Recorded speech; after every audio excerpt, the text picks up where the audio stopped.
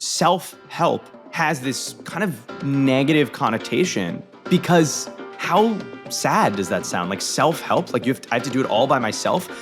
But the reality is you're not doing it by yourself. And in fact, if you're only doing it by yourself, you're probably not getting anywhere. Hello, and welcome to another episode of the Mark Rose Podcast. I got my buddy, co-founder of the Mind app, Aaron Albert. Welcome. Thanks, dude. Good to be here. Good to have you here, you know. We haven't had a jam session to explain or chat with the world our thoughts on the current circumstances of mental health and how do we even navigate that. Well, you've been hiding me and us and our relationship. Well, listen, I'm in a primary with Kylie, and then you're my peripheral side booty. That's fair. That is totally fair. It's the perfect time to talk about it. We had the idea to create a different way of orienting towards mental, relational, emotional health challenges before the pandemic. And things have certainly changed since the pandemic, and I would say gotten exponentially worse. Is that fair do you think that's fair to say? Definitely. I mean, I think from where we sit, you as a practitioner of this stuff and me as an entrepreneur, the conversation is very different even today than it was 3 years ago. And I think 3 years ago, we were still in this space of saying, oh, mental health is really destigmatized. And there was I think, pretty broad understanding and consensus from people that like this is something we should take care of. We should be taking care of our mental health. But I think the effects of having been in the pandemic and now coming out of the pandemic and the conversation around how much desperation for the help there is now is something that I had never seen before. Understanding that we were so understaffed. There's not even close to enough practitioners to support the amount of demand that there is. And that's pretty gnarly. Yeah, it really is. Prior to the pandemic, there wasn't enough practitioners, and mental health as a conversation has been destigmatized on some level for sure. Like it's a main part of the dialogue. In a way, a lot of corporations, they tend to orient towards things that on one level, yes, are good for their employees. But ultimately, if you look at what is the motivator of a company to implement anything, is usually correlated to profit, productivity, all that kind of stuff. And if that's the motivator that gets a company to actually start to look at these things and encourage these things, I just think it's so alarming that we don't look at mental health like we look at physical health generally. We look at physical health as a primary sort of, like we have gyms, we have all these things, but we don't, in school, we don't have like mental ed class. We have phys ed class. Right. It might even be named something else now. I don't even know, like activity hour or something. I remember when I was in college, they changed the degree for phys ed to something else. So it sounded better, sounded more intellectual. There's not an active encouragement of processing or exploring or balancing or doing things that are really about mental, emotional, and relational fitness, which there's so much opportunity to change that, and to realize that is so correlated to our physical health. Yeah. It's interesting because I think when you and I started this company, I think we came into it with this idealism and sort of, bright-eyed and bushy-tailed, if you will, saying we want to change the world. We want to change the way people relate to the experience of emotional well-being. And I think a lot of companies in our, what I would call generation, I would say we are like Gen 2 mental health sort of tech company. So if you think about the Talkspaces, the Headspaces, the BetterUps is sort of maybe Gen 1. You've got these platforms that I think are trying to do a better job at democratization in a more one-to-many way. And I think we probably fall into that category. But I think what we have learned is that our quest to say people are going to treat their emotional health like they treat their physical health is still just a dream. Yeah. And we're still so far away from that. And I think that's at the core actually of what we're doing, which is we're asking this question around, why is it so hard for people? Okay, yeah, it's really expensive, right? Yeah, it's really fucking inaccessible. Like, it's hard to carve out 50 minutes a day, a week to go to therapy, right? Like that in and of itself. And it's so binary. Like, your therapist either has a spot for you or doesn't. So Yeah. you can't just drop in when you need it. Do a pop by with the therapist. Right. And so all of these things, which by the way, I totally understand why these encumberments exist, but they're encumberments and they make it very difficult. And so I think our dramatic question, if I'm to borrow a word from my theater days, is how do we reduce the emotional barrier for people? Not the accessibility, not the logistics, not the financial stuff. Those things are kind of like a no-brainer, of course. Yeah. But how do we start to fix the emotional problem? That's pretty interesting to me. Yeah, it is, because, I think people are starting to consume emotional, relational, mental health content sort of passively now. Like, it might be part of their feeds on social media, and they're starting to at least explore these things. Of course, when you open undo the cap or open the lid to these types of things, you start to see, oh wow, there's actually a lot of things I could process, and there's a never ending ability to get better, right? Like, as soon as you enter personal growth, it's like, it can feel overwhelming because the growing never stops. Like, you're Totally. always a student. And Yeah. you talked about that emotional barrier. And I think that's the conundrum of humanity, which is we usually wait till we have to face things or turn towards things. It's almost like the subtle emotional barrier is accepting that we have something to change, or that we can orient towards relationship differently, which of course orients towards mental health differently, emotional health. They're all similar. Thing that I think is interesting about it is it's almost like part of the solution is that you're passively consuming it. So you don't, it's almost like I think when you go on something like Instagram, which I'm super grateful for as a platform, because, without it, you and I wouldn't have become friends. Is this you pandering to the Instagram gods to like unshadow ban you? Hey, by the way, I'm super grateful for and love Instagram. Super love you. Thank you so much. Great, yeah. I'm fawning to Instagram. The whole rest of the episode, it becomes like an Instagram ad. Yeah. If any executives are listening, if you could please adjust the algorithm again. I mean, which is part of. I mean, I can get more into that, because part of the thing I saw from the creator space is no one thinks about the mental health of the creator. No one thinks about the mental health of the practitioner generally. And I think as we're using these tools to create businesses, to help people, to do that, and I think everyone is a creator on Instagram, right? Like, that's the nature of an Instagram account, is you are a creator. And of course, there are people who have different things they create. But what I think is interesting about platforms like that is, and we've spoken privately about this, is that there is a shift to not providing content necessarily you follow anymore, which that's been going on for a long time. But especially in the last 5 to 6 months, and anyone I know who has a business that operates on Instagram specifically, Facebook fucked people a long time ago. Like, they shifted their algorithm in one day, and people's businesses went from, great to dead. Yeah. And anyone I know who's on Instagram, a lot of people have experienced that. Not everybody, but majority.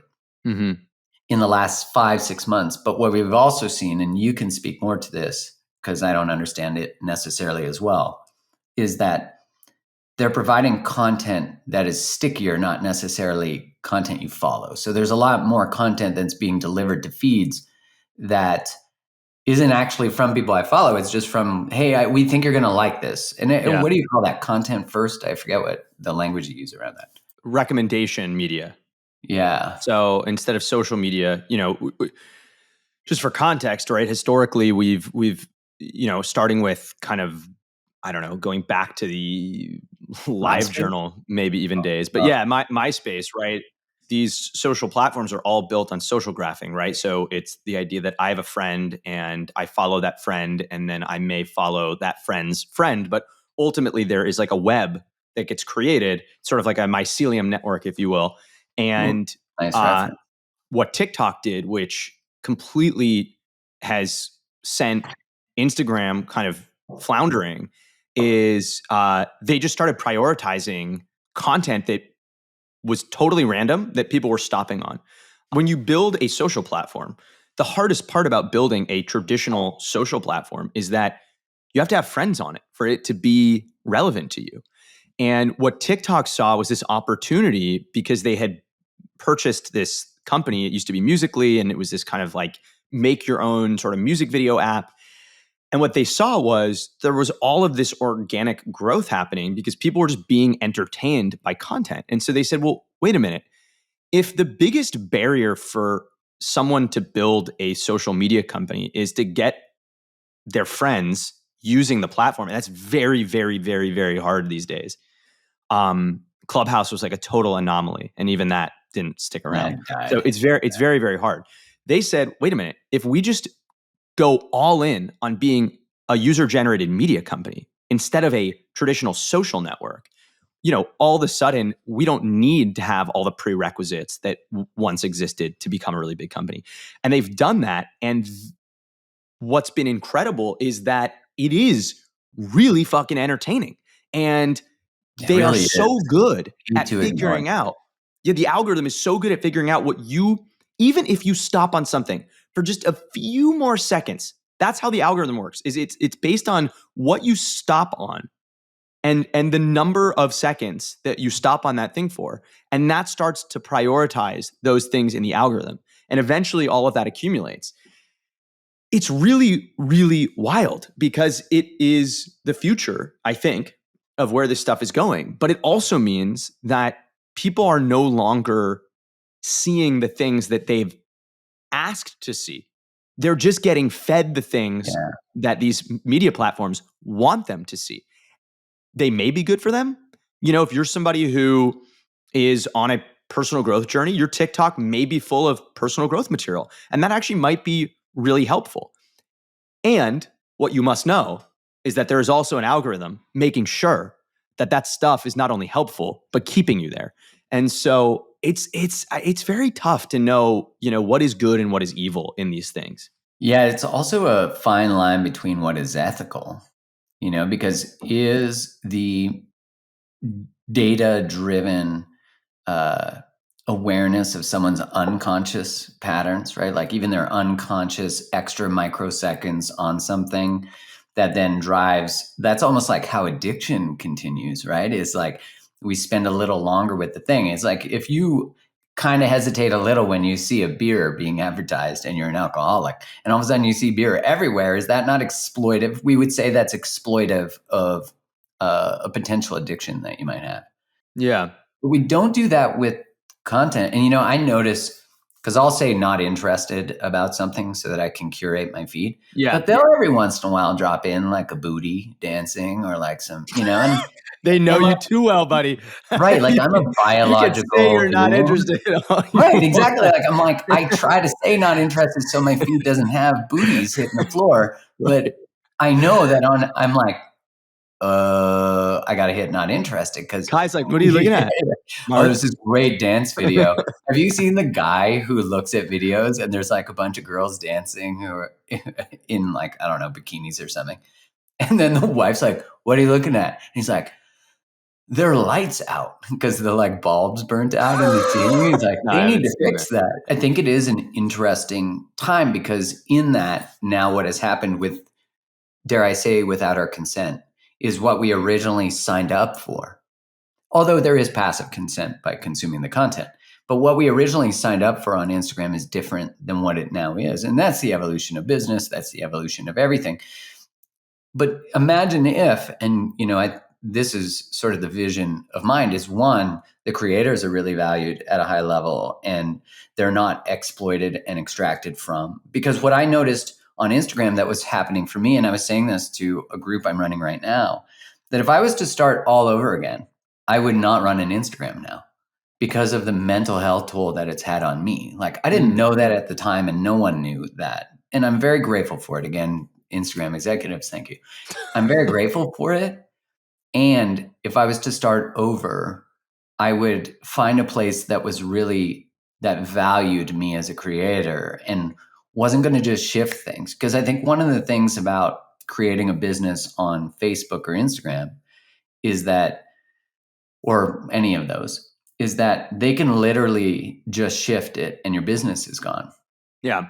And that, when I think about like liberated relationships, healing codependency, I think about relationships like a good analogy is that I think about relationships where, let's say, traditionally we look at history and we say where the man had all the money and then was the provider and the woman didn't, she stayed at home and took care of the kids or whatever the circumstance is, but it's that power structure.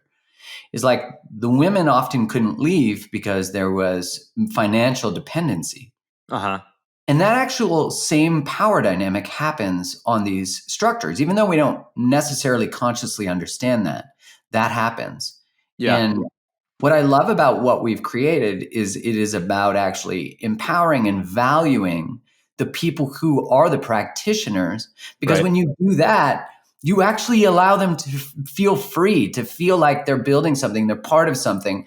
And we're creating feeds that don't have these little booty pictures snuck in there. You know, like they're not about exploiting the person, they're about expanding the person. And again, Yeah. like everything has a positive and a negative. You know, everything has a shadow side. So I'm not saying or discounting the value that has happened from these platforms. But I am saying that there is, when they are purely monetizing attention, like any company, they begin to just continue to extract. Well, I agree. I also think I want to challenge you on something you said, which is that like you wouldn't build your business on Instagram if you could do it over again. I think you have in your current seat the luxury of being able to say that. But I think the reality is most people can't. Most people have to build their business on these platforms because it's where the people are. In the words of Ariel from The Little Mermaid, I want to be where the people are. Okay. Like people want to be where the people are. And that is a prerequisite to growing a successful business. Yeah. And it actually, to me, this actually all comes back to such an interesting point, which I think I'm seeing this movement happen in the mental health space broadly, where there's sort of an uprising against a lot of mental health tech companies that are maybe exploiting folks and are maybe not super in alignment with their consumer. That I think is necessary. And I think, like any other sort of movement, some people, some innocent people, get caught in the shuffle of that. And there's a really interesting argument that I go back and forth with in my head, which is mental health companies like ours sort of ride this spectrum between we've got coaches, we've got therapists, we've got doctors, like there is a broad spectrum of people helping. We don't follow a mind method. Everyone's got a different style of teaching, everyone's got a different education background. And some may look at that and say, well, you shouldn't have a platform. You should all be certified clinical psychologists, PhDs, therapists. And I'm sure there's a point there. There's definitely an argument, right?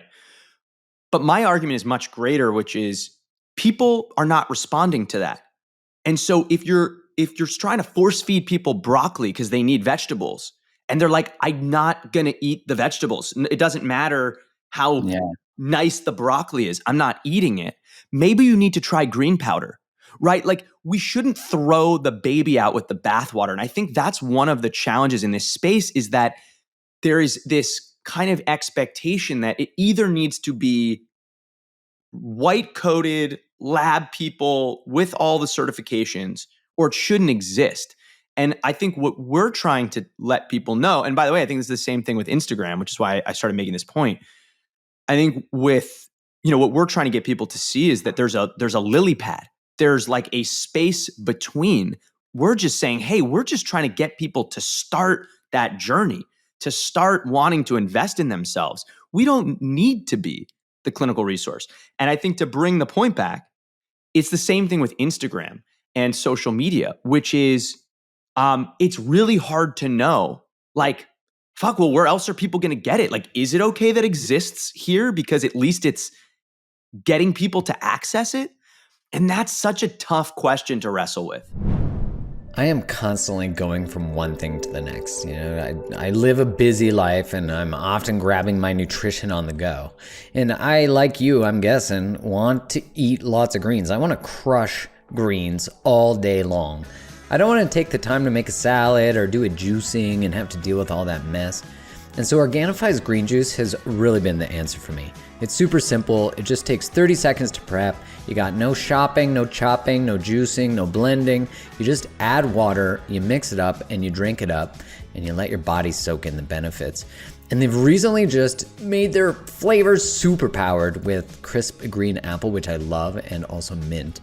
So it has 11 superfoods, all of which are 100% organic. It has 600 milligrams of clinically proven ashwagandha, which is an adaptogen that helps support a healthy response to stress, chlorella, moringa, spirulina, turmeric, and more, all of which work together in a sweet symphony of incredible energy boosting and detoxing benefits. If you're looking for an easy, delicious, and cost-effective way to get your greens, go to Organifi.com/createthelove. That is Organifi.com/createthelove, and you save 20% off this green juice as well as all of Organifi's products. It is definitely a tough question because it's all about how do you ride this line or this balance? Because, when we talk about why we created Mind, one from my experience as a creator, but maybe you could speak to your experience as a consumer, because I'm sure for you listening, you might relate to Aaron's experience. I had been working in the health and wellness space for, I don't know, about 5 years. And I met this woman who was so many things I wasn't. And we also shared a lot of really exciting things. And we, long story short, had this short, fleeting, but incredibly deep, powerful relationship that held a mirror to me in a way that nobody else had. And I thought I was a good communicator when I came into it. I remember thinking that about myself too. And boy, was I fucking wrong. Yeah, me too. I was real wrong about that. And so she ended up breaking my heart. And it was really my first ever heartbreak. I'd never really experienced that before. And I was rocked. I remember thinking, man, I have rolled my eyes at friends who have told me they're heartbroken. Like, I always had trivialized heartbreak because I was like, whatever, you'll get over it. It's like a relationship. But you don't realize that so much of yourself you wrap up into the relationship. And that's what I did, right? I put so much of my self-worth. I put her on a huge pedestal. I put me in the dirt. I was like, oh my God, I'm so lucky to be with this person, which I was. And also, she was lucky to be with me. But I didn't realize any of that. And when she canceled the relationship, I was like, oh, this feels like a canceling of me. This feels like she is saying, I don't want what I saw. I don't want who you are. I don't like that. And so it sort of propelled me on this journey. And I was doing a lot. I mean, I was in therapy. I was super lucky to be able to afford to go to therapy twice a week. I mean, I cried every day for a month. It was the deepest, darkest pain. And I explored other stuff. I was reading, I was consuming, I was doing podcasts, I was doing this, doing that. And finally, a friend of mine is like, dude, take a breath. Like, I see you on the hamster wheel. They're like, hey man, you're killing it. You're such a good person now because you've been doing all this stuff. Just maybe slow down for a sec. And I did. And they sent me this Instagram post by you, who at the time I didn't know. I don't know. You had maybe 150,000 followers when I first stumbled upon you. And the quote was something to the effect of, I never fully get this right, but it was something to the effect of, love is life's greatest paradox, because the deeper and harder you love, the more susceptible you are to pain and hurt, something like that. And my head exploded because I was like, whoa, yeah, I love the highs of life. And I've actually taken this quote and applied it to my entire life, which is like, if you want to feel the best parts of life, you got to be prepared to feel the shittiest parts of life. The contrast is necessary. Like, you can't, they don't exist without contrast. You know what I mean? Yeah. Yeah. Or And value too doesn't exist without contrast, which is a strange paradox because it's it like, is. wait, so the more I love, the more I'm going to hurt. Yep. Yeah. Welcome to life. You're not It's and broken. You're paying attention. it's a beautiful thing, I think, when you can come to terms with that Yeah. in a way that doesn't shut you off. But it rocks your socks because then you're like, oh, wait, fuck, that's it. Yeah, that's life. That's death. That's black. That's white. Like that's Yeah. it's, you're free though. Once then you realize that grief, fear, loss, all those things they're not broken. You're just paying attention. So that really inspired me. And I started watching like every video you had. And I remember thinking, okay, not only do I see a lot of myself in this guy, but I remember thinking, man, he's so real and authentic and raw and kind of edgy. And he made this thing that I had experienced as being really clinical, really sterile, really distant, really hard for me to get excited about doing every day. And you made it feel way more familiar and way more human. And so I ended up reaching out to you and saying, "Hey, will you coach me?" And you were like, "Yeah, I'm not really coaching much anymore these days." And I was like, "No, but we're gonna have fun." And you were like, "No, but like I don't know you." So somehow I convinced you, Mark fucking Grooves, into Mark's holding up a coffee cup that he got that says Mark fucking Grooves on it. The best misspell I've ever seen in my life. Like, thank Right. you for the second O to make me sound cooler. Yeah, which is funny because one of my nicknames for you is Mikey Grooves. Yeah. But I digress. So we ended up working together, and I healed from that heartbreak. And then about a year later, I came back to you and I said, "Look, I can't stop thinking about you. I can't stop thinking about this experience that we had, and my discovery of you, and like why was it so hard for me to find you, and why is it so hard for me to deepen my sort of interaction with you, and then I think you obviously can speak to the creator side and what you were kind of struggling with, but that was the experience that led to us starting this from my end. Yeah, because you came to me saying like, hey, what do you think about starting a Peloton essentially for emotional, relational wellness, mental wellness? And I was like, hell yeah. Like that sounds incredible, which has gone through different iterations and growth. Now it's like each expert has a feed where they can post and share, and there's little mini communities. I mean, it's really evolved into something so beautiful. I think it's fascinating when you come up with an idea or you have a dream or a possibility, and then when it is born, it then grows up, and that's similar to what's happened with Mind. And from the creator side, I mean, yeah, I mentioned earlier that I started to feel this space where Instagram and social media platforms were saying, hey, like content's great, but we want content like this. And so it had to start to look a certain way in order to get reach.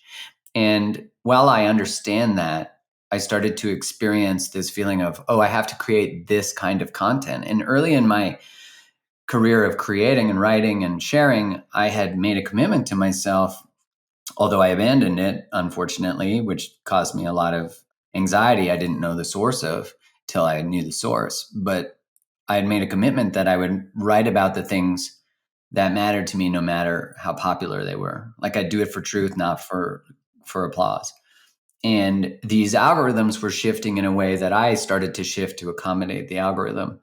And that became self-abandonment. And you know what?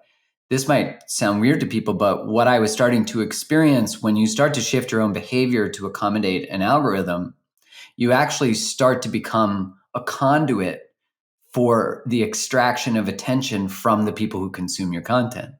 So you don't realize it, but you're really being used on some level. And I'm not dismissing my responsibility for the choice to participate. But I started to feel like I was becoming this conduit for attention extraction, and I was agreeing to it. And that caused me like immense anxiety. I didn't know it. And then about a year and a bit ago, when you came to me about Mind, I could sense that there was something about, I wanted to create something differently. I wanted there to be a space where there were curated practitioners and a place that brought joy to people's lives and where they weren't getting the booty thing in the feed at the same time. There's apps for that. Okay. Right. And I also wanted a place where I didn't have to shift who I was in order to get it to each follower. I also found it really interesting that all of a sudden, my experience is obviously mostly centered around Instagram. So all of a sudden, Instagram said, and Facebook did it too, they're like, hey, not everybody who follows you is going to get your stuff anymore. Like, Yeah. we're going to show it to some of them, and then we're going to decide which content we show of yours. And all of this was just starting to cause me a lot of anxiety. And I really wanted, about a year and a half ago, I just had, man, I just remember this moment of having my head in my hands and thinking, like, I don't know if my mind can handle more of this.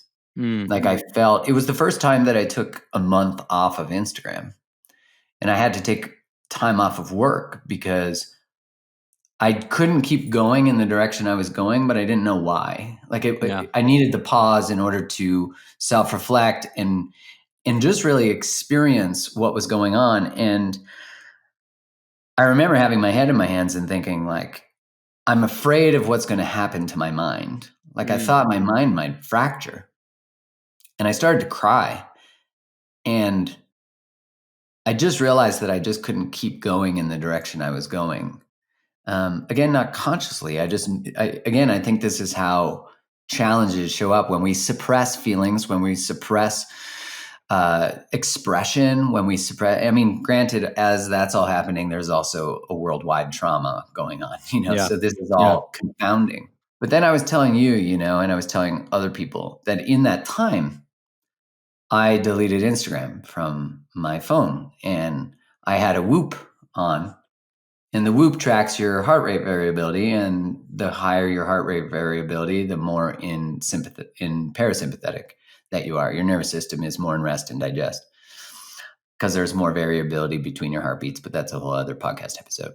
The good thing is, the higher the number, the better. And I noticed when I wasn't consuming certain type of content and I didn't have the app on my phone, I was feeling better. I wasn't experiencing that when I was expressing on Mind. Because there wasn't a filter needed. There wasn't a dance needed. I didn't need to point at shit to dancey music. You love the pointy videos. Fucking those pointy videos. No offense if you do them. They're awesome if they're for you. But that like recognition of what I was going through, I just started to see like other people must be experiencing this too. And when I looked at the advent of sort of the increase in anxiety levels in social media platforms, you start to see how correlated those things are. And so I started to decide, okay, well, I'm going to use Instagram on my terms now, which Instagram executives, if you could please adjust my algorithm for my terms, that'd be super great. Because you apparently don't like my terms as much. And so Mind really came along at a time, like, it's interesting how you feel a feeling or a desire or a dream or a possibility, and you don't actually know that it's going to be. Like, it starts as a seed. It starts as an idea from you. And, previously my idea was like starting an online magazine where there was just tons of different creators, tons of different writers. And when you came with that idea, you don't realize that idea in some way, I'm getting kind of emotional here, is exactly what you needed. Like, exactly what you needed, and exactly the iteration of how you envision both the expression and teaching and participation of community, which I think everybody is really feeling this call back to community.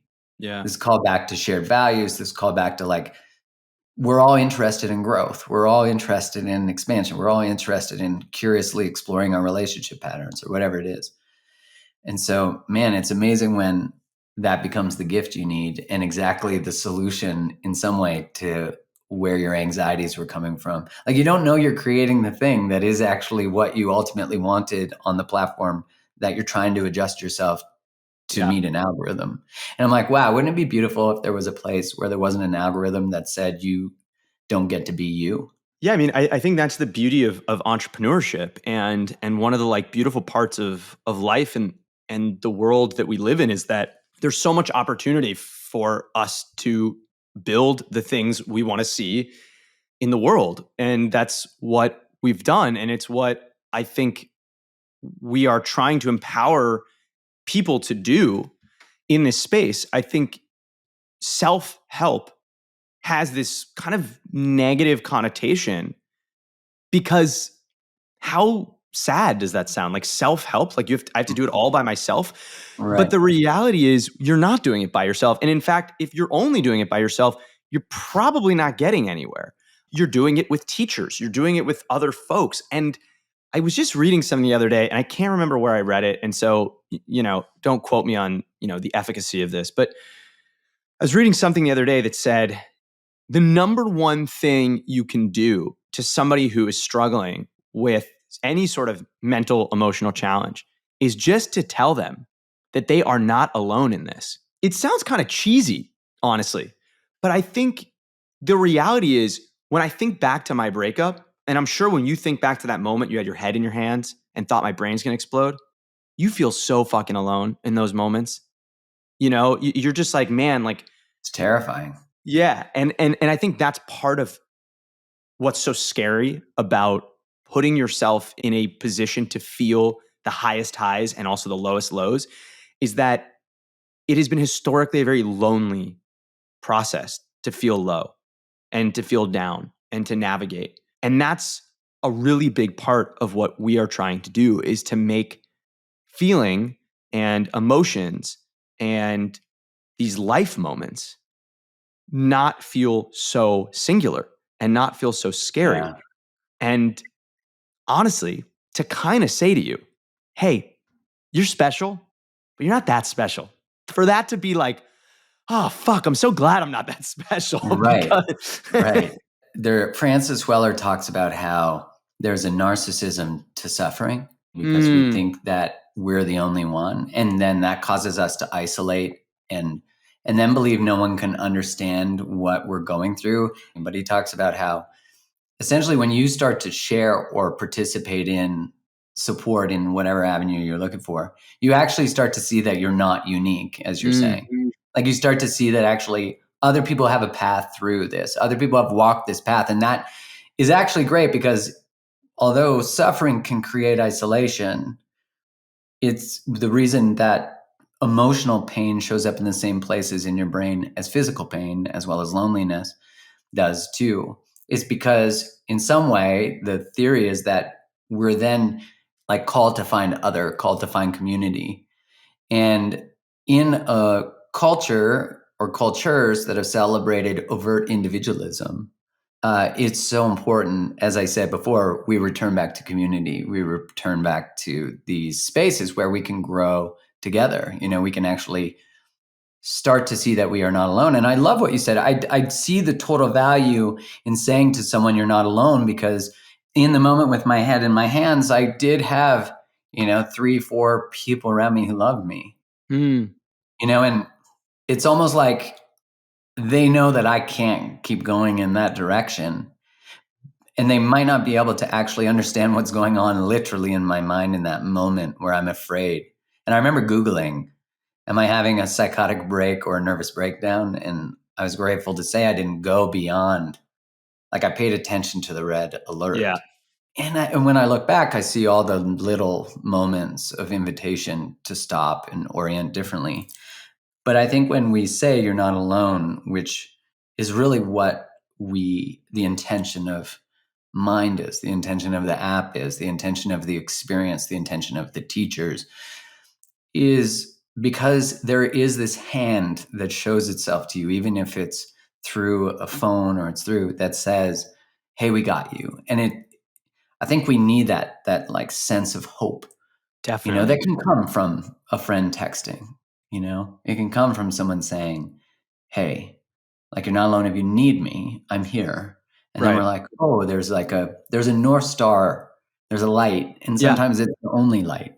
I think that is, to me, the kind of bridge between where we are today and this idea that we're going to proactively be working on our emotions like we go to the gym. And there are plenty of people who are and are on that journey. And I know a lot of them who are, on mind and Same. amazing members of the community.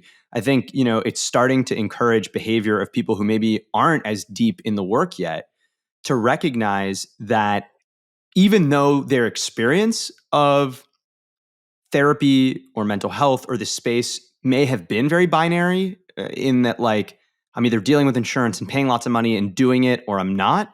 Or the other experience that I hear a lot of is like, it's hard to open a book or an app or look in the mirror and be reminded that I am sad or I am lonely or I am going through a breakup. Like, it's hard to do that.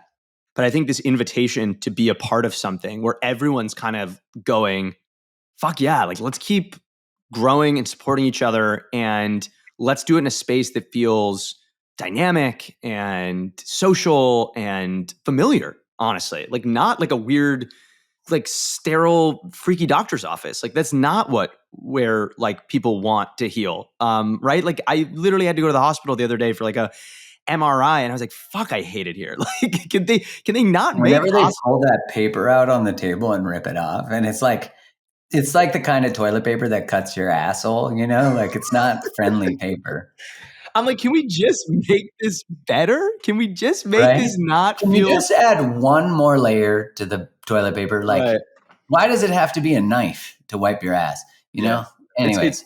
It's wild. And I also love what you said about the Francis Weller thing, because, you know, there is this total narcissism. It's so funny. I've never heard that before. And it, like, that really hits. There is this total narcissism in our pain. And I will tell you what totally flipped that on its head for me was COVID. Because I think about something like Hurricane Katrina or 9/11, right? And horrible, horrific shit. And maybe this is like a bad example. It probably is. But as Americans, right, there was like a sense of pride in our pain, of like, oh, like, you know, friends from Canada, you know, would text somebody in New York, or like, you know, you saw there was almost this moment that through the horrific shit that was going on, there was like something about talking about it that like you wrapped your identity in. Again, really bad examples. I don't want to reduce the horrificness of any of that, but I remember thinking about COVID. Oh, it's so weird that I like can't call my friends in Thailand and be like, guys, this is so crazy what's happening, because everybody was doing it. And there was almost something that made it more frustrating, that like you couldn't even wear it like it was this. Like it was unique. Yeah, like it was unique. And like that is such a weird phenomenon of That's pain. really interesting. I've never thought about that. That there's almost like especially if we source connection through our pain or our trauma or our experiences, and that's the way we connect, which think about how many people connect through complaining, how many people connect. And it's like, man, imagine if we connected through the things we're loving about life, or like adventure or joy, which in romantic relationships, no shock when there's novelty, when there's adventure, connection stays, because we associate our partner with novelty and connection, which, I mean, even if that's a hack, quote unquote, take it, because it rocks. And you get to do new cool shit all the time, which could be like cool positions and, you know, getting on some new app I heard about called Field. By the way, have you heard about this app? Oh, I've heard about Field. I didn't know about it. Someone just told me about it. I'm like, what's that? They're like, you don't know about this? Yeah, it's wild. You know, maybe we can just close out for you listening, just to give you an idea of what you can find online. You know, there's lots of experts from all different areas of life. You know, we really value diversity, and that's a core intention of the app too, because not everyone wants to hear from me. You know, I obviously don't appeal to everybody. That's pretty clear on my Instagram DMs. And basically anything you're going through, there is a series on. Like, I can say that with confidence. I forget how many videos do we now have? I don't know, probably over 2,000 at this point. Right, which is crazy. And the videos tend to be anywhere from like 10 to 30 minutes. They're not higher than that. You can literally learn about anything you want. You get a 1-week free trial, and you can go check it out. You can fully immerse yourself, and seriously, you can go and learn about anything you're going through right now. And you can join in live sessions. You can interact with the experts. You can dive deeper into the communities, and you can meet other experts through it, which I really love, other curators of this content, of this teaching. And I think that's what's so great is there's like a social connection to other people who, not just users who have an interest in a similar space, but also teachers. And I've always thought, like, as I said earlier, I'm not the teacher for everyone, and my teachers have changed throughout my lifetime. I sort of like learn something, immerse myself in their content, their thought, their world, and then shift. And there's an opportunity to do that on here. At the end of the day, on a mission to help people celebrate their emotions and help people navigate life with a little less stress and a little more joy, right? I think at the core of what we're doing is really that. We're helping you get clear on how you're feeling, and then we're helping you basically figure out how to learn new tools and put those tools into practice. It's very practical what we do on Mind. It is not a bunch of like scientific theory. It's really like, hey, how do I navigate these challenging moments that most people go through? And then how do I have upkeep, and how do I start exploring other areas of expansion? So we'd love you to join us, to join the community. It's an amazing group of folks who are dedicated to bettering themselves, to growing, to supporting others in that same quest. And we have the most amazing, engaged experts who really, really care about the work that they're doing. This has been a great chat, Mikey Grooves. Aaron, thanks for coming on and sharing and participating in what has been a really lovely dialogue. I'm happy to introduce you to the world as my third, as my extra. And also, for you listening, you can go to the link in the show notes to go download the app, or you can go to Mark Groves, my name, doyoumindmed.com. Easiest, obviously, to go to the link in the show notes, and it'll take you right to the App Store, no matter your device. Would love to have you there. And Aaron, thanks for being here. Where can people find more about you? You could follow me on LinkedIn, which is such a funny thing to plug. I'm going to put on my collared shirt before I go to LinkedIn. That's great. You can follow me on LinkedIn. And honestly, join Mind. I'm in the comments often. I'm sharing what I'm going through there. I think that's a really good place to interact with me. I'm very active in the community, and a big part of what we want to do is model the behavior that we want to see in the world. And I'll see you there. Much love, brother. Thanks for coming. Thanks so much for tuning in to today's episode. If this episode resonated with you, one of the best ways to support the show is to go subscribe to the podcast so you don't miss any more. Leave a 5-star review on Apple Podcasts or wherever you listen to it, or share the episode with your community on Instagram or whatever social place you like to hang out. This helps get it into more people's ears, and I'm so grateful for your support, always. Thanks again for tuning in. Much love.